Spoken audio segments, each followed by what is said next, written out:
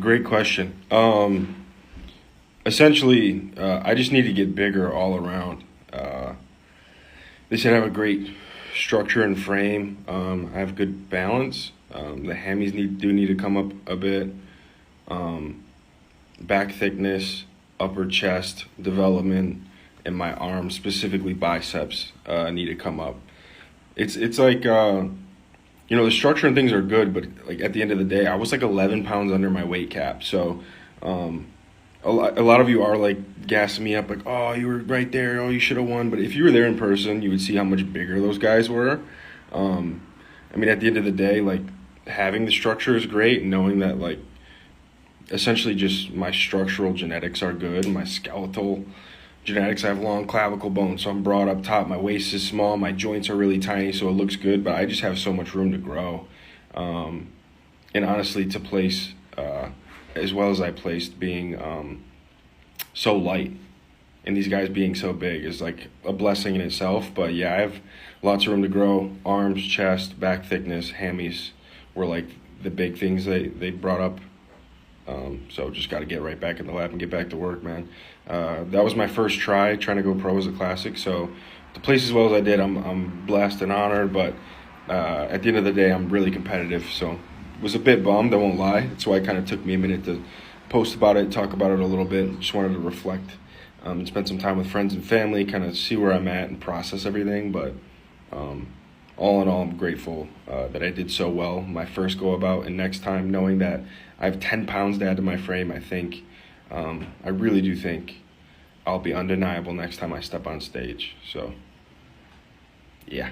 Real lions like to hunt. They love the process just as much as they love the prize. And some of y'all just want to score. You're not in love with the process. A real man in the dark, when nobody's watching, he putting in work. Because he loves the process. It's time to stay focused. It's time to decide. If you want to be great, you want to be the baddest motherfucker ever at what you do, you're going to be misunderstood by everybody. Because you're going to be so fucking obsessed and so driven to get there. That's what it takes. That's true. It takes every second of your fucking life. Anybody says balance? Yeah, balance is important for a lot of fucking people. It is. But if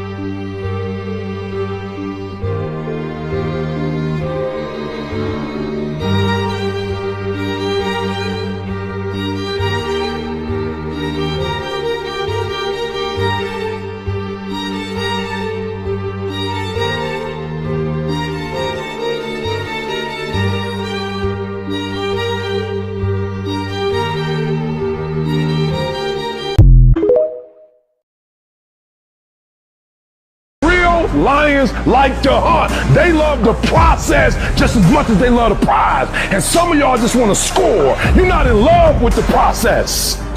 A real man in the dark, when nobody's watching, he putting in work. Because he loves the process.